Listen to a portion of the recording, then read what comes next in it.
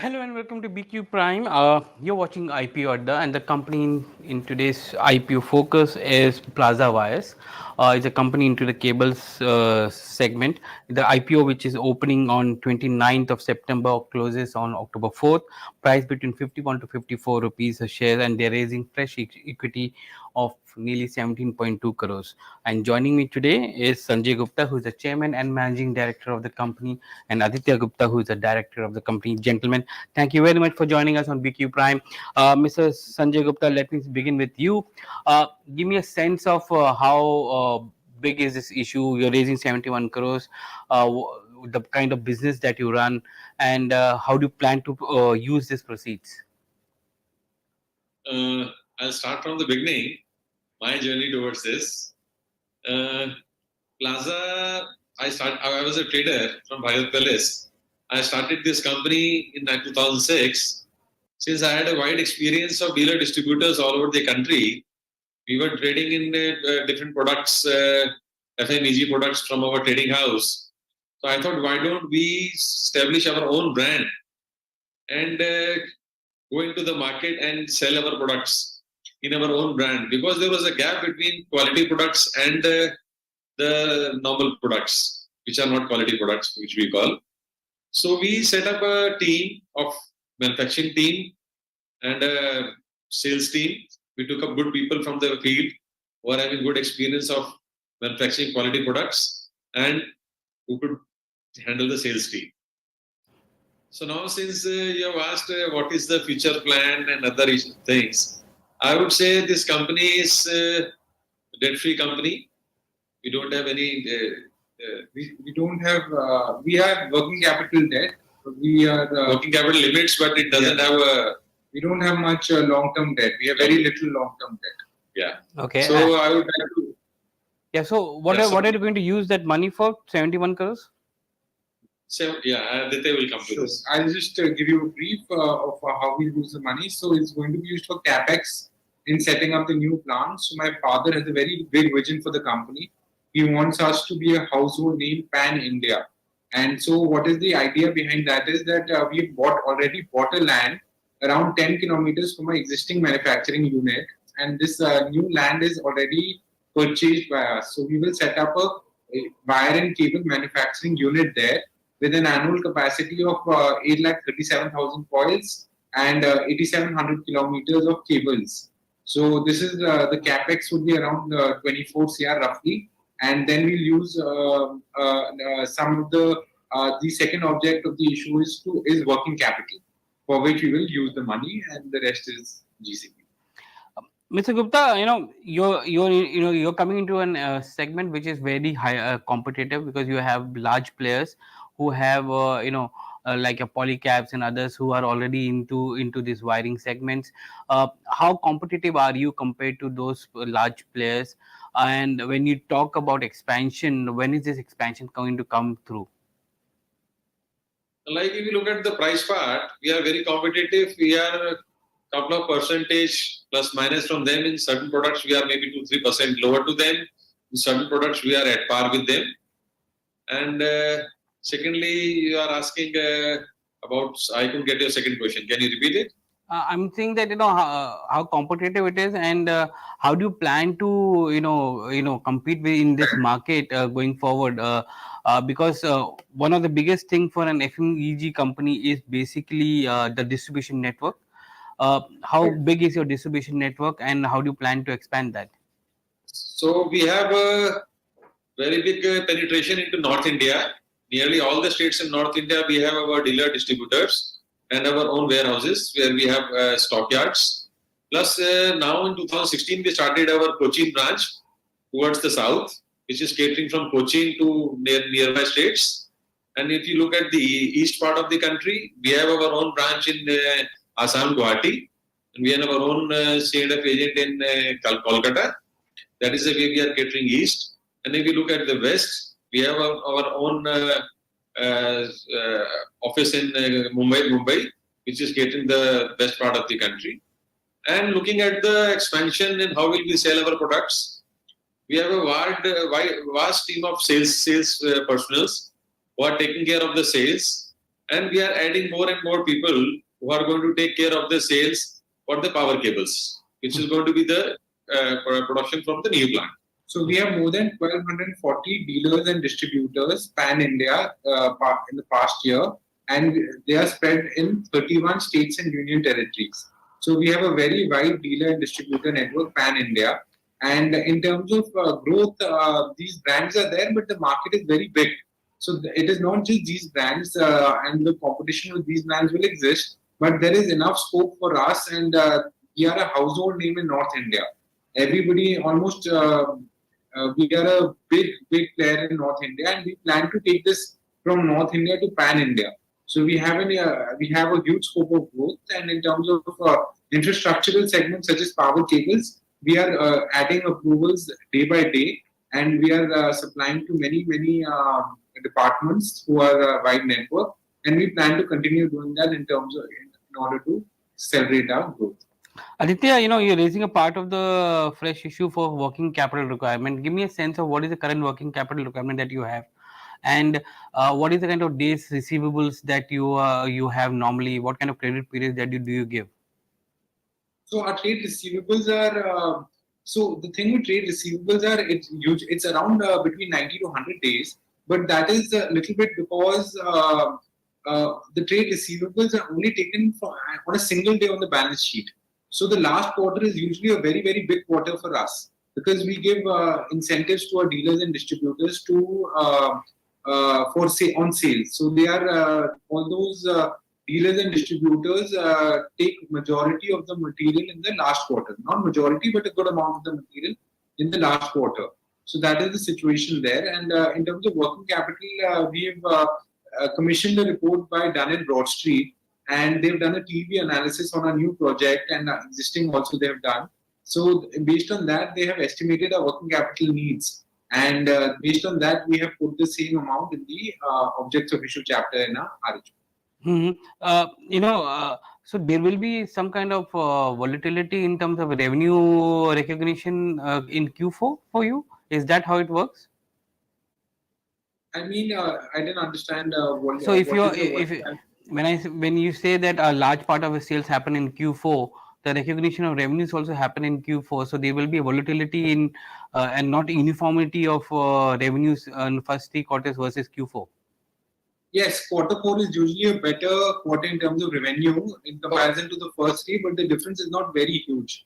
It is a difference, but it is not like a double or triple kind of a difference. It is in some percentage terms, but definitely quarter four because the dealers and it is not just with us; it is with most companies. So quarter four is usually the best quarter in terms of all the quarters. How do you manage the raw material prices? Because aluminum and copper, I mean, these are some of the materials that you use for cable and wires. How do you look at the raw material prices? Are there fixed contracts that you have, or is it spot buys? And so, is it easy for you to pass on those costs to the customers easily? Yes, it is. I charge. It's easy to pass on since we are dealing with more dealers and distributors network rather taking fixed contract from the government. So in that case, all the companies, all the major 5-7 companies, we are all increasing the price whenever there is a volatility or increase in the price of copper or aluminum through London Metal Exchange, and that is passed on to the customer, To the dealers and to the distributors. dealer and distributor. So any kind of increase or decrease is generally handled by all the dealers and distributors because they understand in last 25-30 years these kind of volatility has happened, and we've all faced it, and it is easy for all the companies to pass on. So the price is passed on to the dealers and distributors. So the practice of the industry is whenever there is a price fluctuation, the price list is revised and the new price list is circulated, and that price is effective after a certain number of days. In terms of government contracts, since you will notice our government sales are not very a big part of our revenue in direct government sales. We supply it sometimes through dealers and distributors to government departments, but our direct government sales are not very a big part of our revenue, so we do not have to worry too much about fixed contracts. Okay. What about smart city contracts and all? Because that's something which is driving demand as well. Do you have adequate exposure to those kind of projects as well? Yeah, we are approved in most of the government departments which are launching such projects. So whenever the requirement for such wires and cables come, the contractor, whosoever gets the project, approaches our concerned dealers and distributors, or in some rare cases directly to the company, and we give them our best competitive quality and price, and we try our best and close the contracts. One of the new segments which is coming up in this wires and cables is the renewable segment. Uh, how big is it for you, and what kind of exposure do you have? Renewable segment, as in I Solar, didn't understand. solar, Okay, and I'll answer this rooftops. question. We have just started manufacturing solar cables, Yeah. and from our new plant, we look into manufacturing of solar cables to and supply to our same network because we have presence in most of the states. So a lot of source and one of our dealers and most of our dealer distributors are selling all similar kind of cables. So we will manufacture that from our new facility and supply that also. Yeah, the machinery that we have planned for the new plant in Barutiwala is already has the ability to manufacture solar cables. We can do that from our existing unit as well to some extent, and from the new unit we have additional capacity, through which we will cater to the requirement. When do you expect the new capacity to come on stream and go commercial? So we again the Dun and Bradstreet report that we've commissioned, they've estimated the implementation date, commencement of operations from 1st July. So that's 9 months, and that's taking in a cushion period of 3 months. After that, they've put in 1st July 2024 as the date from which we can commence the operations of the new plant. So effectively, to be clear, the second half of next financial year is when you're going to see the effect of that additional capacity. Yes, you can say that. From second half, we will commence our production. Okay. Give me a sense of your margins, 8.5%. It seems, it's little lower. Is there enough levers you have in the business to, bring it up? So the thing with us is that as soon most of our fixed and costs are there and they are the same, most of them are not going to change. So as soon as the revenue increases, these costs will not increase, and even if they do increase, they will not increase in the same proportion. So as the revenue increases, you will notice that EBITDA and PAT margins, which are there, should increase also as well. So we are positive about that, and that is why we are setting up the new manufacturing facility, so that through most of our existing channel and adding some new channel, we can increase our revenue, thereby increasing our margins as well. That is the plan. My final question to you is that you have ventured into the electronic goods segment, fast moving electronic goods segments with fans and others, appliances. How big is it for you? What kind of opportunity that brings in for you? So our main focus is on wires and cables, and that is the new manufacturing facility that we want to set up. And Manufacturing XLP cables. XLP cables. That is the capex where we are using it. And but our FMEG segment, we are doing PVC conduit pipes. That is growing. Secondly, we are doing fans and other electrical tapes and other electrical products. So that also we are looking to grow slowly and gradually. But our main focus is on the XLP cables and submersible cables and power cables. So FMEG segment was roughly 2% of our revenue last year. Sanjay sir could not have summed it up better. That our main focus is on wires and cables, but FMEG segment is also crucial in terms of visibility. So wires and cables, although they are very good in revenue, and they are everything is amazing, but they go into the houses, so the visibility is not there. With FMEG products such as water heaters or fans, ceiling fans, the brand visibility greatly increases, because someone is looking at a fan every day and they look at a brand name, then it really helps us become a household name pan India, which is what we are striving for. So that is one of the factors that we look into this. And although it is not a major part of our turnover, we plan to continue and add some new products in the future in order to increase the revenue share of this. What kind of margins do these products have, and do you plan to expand your product profile in this so that it overall improves your margin as well? So we do plan to. So there are some products that are in the works, although we have not launched them yet. For instance, BLDC 30-watt fans. These are coming up in a big way, and only a handful of companies are doing it. So we want to do that. There are also mixers, water heater, mixers and grinders that are in the works. So these are the plans in the future. And the margin is, they are not, none of the products will be negative margin products. Hmm. We do not do that. But in terms of the exact margins, I will have to get back to you with the exact margins. But does it overall increases your margin profile? That's what I was asking. Yeah, yes, it does. I mean, it doesn't decrease it.